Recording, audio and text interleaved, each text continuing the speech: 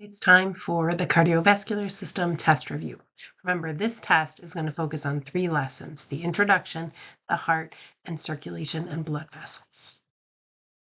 Now, this word bank is what you're going to have in the test. You're not going to need it like you did for images before, but these words may help you, so there they are. Right now, you should have these notes with you. You are going to supplement them using this video and then be submitting them. Okay, first up is oxygenated blood flow. So we're going to draw some arrows to indicate the flow of oxygenated blood through the heart. Now on the test, you'll be doing this with black arrows. I'm going to use red to indicate that oxygenated blood contains more oxygen. Okay, so the blood is going to come back from the lungs. So notice where I am putting the arrows and in what direction. And these are the pulmonary veins coming back to the heart, carrying oxygenated blood. It's going to enter the left atrium right here and go through the bicuspid or mitral valve. So my arrow needs to represent blood going from the left atrium to the left ventricle and through that mitral or bicuspid valve. Okay, then blood will go from the left ventricle through the aortic valve. Okay, and then it is going to go to the aorta. It's going to end up going up through all of those blood vessels as well, but this is the minimum of what you need to show the oxygenated flow through the heart. All right, we're going to show the deoxygenated blood flow, and we're going to do that with a blue arrow, indicating it has less oxygen, not that it's actually blue. So here we have blood coming from the superior vena cava and the inferior vena cava, and both headed toward right here, this right atrium. And blood is going to go from the right atrium through that tricuspid valve into the right ventricle. And then from the right ventricle, it is going to go through the pulmonary valve into the pulmonary trunk, and then to the left pulmonary artery and the right pulmonary artery. And that's going to the lungs. So that's the flow of deoxygenated blood. All right, now the heart chambers. So I have blue already ready right now. So let's show the right atrium in blue. Here we go.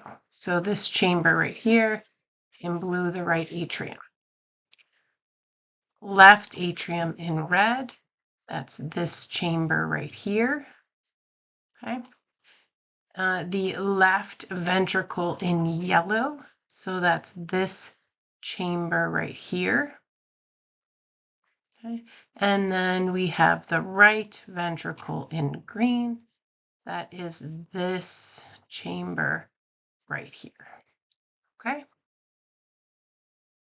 All right, now we're going to color some vessels. So I have green with me right now. So let's do the pulmonary veins. The pulmonary veins are bringing blood back from the lungs to the heart. And so I always remember because it's like V-shaped on either side, and they're veins. So the pulmonary veins are those 4 vessels, 2 on each side. Okay.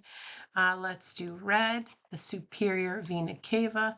That's this vessel right here leading to the right atrium. Okay, let's do blue, the inferior vena cava down here.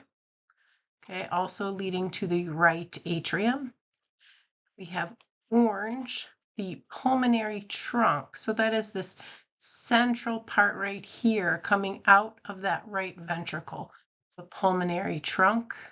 Okay, and then we have purple, and that is the pulmonary arteries. So we have one here, and that is going to the left lung, and we have one on this side going to the right lung. And then lastly, we have the aorta, which will be yellow, okay? And that includes these vessels that branch off of the aorta. So all of this, and then this piece down here, descending aorta, that's all part of the aorta, okay? All right, one of your diagrams on the test has the aorta with all of these vessels that you need to know the names and locations of.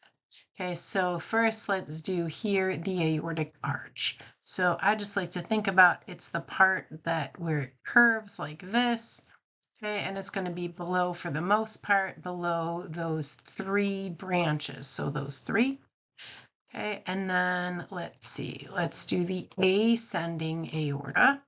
Okay, and that is the part leading up to the arch. Okay, so this is the ascending aorta here.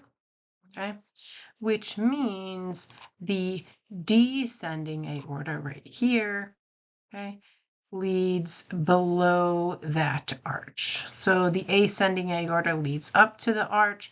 The descending aorta goes away from the arch. Okay. All right. So the brachiocephalic. So let's use this purple for the brachiocephalic. That is the very first branch right here. Okay. And that one branches into two other vessels. Okay. And so let's do this blue is going to be the right subclavian. So that's this one, okay? The subclavian. All right, so it's the one that branches off, so it's the one furthest this way, okay, right, this direction. All right, so what we're going to do is take this other blue and let's find the left subclavian, and that's going to be this one right here. Okay, so the subclavian is the outermost branch on this side is the left one, and on that side is the right one. Okay, so then we have two vessels left on the interior here. Okay, and so let's do, even though we use green already, let's just use green again in this situation. So let's use the light green for this one right here, which is going to be the right common carotid right here. Okay, I just have less colors available to me for this part. All right, and so then this darker green will be the left common carotid. So you can see the common carotid arteries are sort of centrally located, and the subclavian are on the outside. You just have this additional name to remember of this brachiocephalic. So that's the kind of the trunk here. All right. Now we have two arteries left, and that's the coronary. Now remember that those are the vessels that are going to bring blood to the heart directly. And it should be pretty obvious which one is right and which one is left. So in black, let's do the right coronary artery. That's this one right here, leading off on the right side. Okay, and then let's use this dark blue. Actually, that kind of looks too close to that. All right, so let's use this kind of brownish color, and that will be the left one over here. Okay, so everything that's on the right side. So this is, let me just use just the pen. So this is right, right, right, left, left, left, right. Okay, right coronary right here, left coronary right here. This is right subclavian, left subclavian, right common carotid, left common carotid. Okay. All right, then for arteries, veins, and capillaries, you should know that arteries lead away from the heart and veins come back to the heart. Capillaries are tiny little vessels that join up the arteries and veins, and that's where diffusion happens. So capillaries are the smallest blood vessels. Okay, the lumen, that is the center of a blood vessel where blood flows through. There are 3 layers to arteries and veins. We have the tunica. I am asking to remember the easier name, externa. And then the inner layer is the tunica interna. And then the tunica media is the middle, the muscle. Okay, so the interna is a layer of epithelial tissue. The externa is connective tissue, and that's what kind of helps to hold blood vessels in place where they are. And then the media is muscle for the most part, but also some elastic tissue to help with the stretch of the vessels. Something else to remember that you can see right here is veins contain valves. Veins contain valves, and that's to prevent the backflow of blood. All right, we have 3 types of circulation. We have coronary that goes from the heart to the heart tissue itself, like the actual cardiac muscle, and back to the heart. So from the left ventricle to the heart tissue, back to the right atrium. Okay. The pulmonary circuit goes from the heart to the lungs and back to the heart. So this one goes from the right ventricle to the lungs and then back to the left atrium. And then we have the systemic circuit. So we have an upper loop and a lower loop. Okay, the upper loop goes from the heart to the upper body and back to the heart. And then the lower loop goes from the heart to the lower body and back to the heart. So for each of these, the blood is going to empty into the right atrium at the end, going to the heart. And then it's going to go out to the body from the left ventricle. So from the left ventricle to the body and then back to the right atrium. Okay, it's time to do the heart valves. Okay, so let's pick some colors. So bicuspid. The bicuspid valve has 2 names. So it's right here, this bicuspid valve. Okay, its other name is mitral valve. So those are colored the same. We have tricuspid, that is on the right side of the heart. Okay. We have the aortic valve that is in between the left ventricle and the aorta. So there's the aortic valve. And then the pulmonary valve is in between the right ventricle and the pulmonary trunk. Okay. All right, vasodilation and vasoconstriction. So vasodilation is when the blood vessels dilate, increase in size. This is to get rid of excess heat and bring down the body temperature. Vasoconstriction as making the diameter of the blood vessels, that lumen, smaller. And the purpose of that is to conserve body heat to raise body temperature. All right, the major parts of blood. So we have plasma, that's the liquid portion of blood. So that has all the nutrients dissolved in it. It has proteins, it has dissolved gases and wastes, also a lot of water. And then we have 3 major blood components, and these are all produced in marrow in the skeletal system. So in the marrow inside of long bones. So they are erythrocytes. Those are red blood cells. They carry oxygen with the help of hemoglobin. They do not carry dissolved oxygen. Our blood still has dissolved gases in it, but they do help transport oxygen.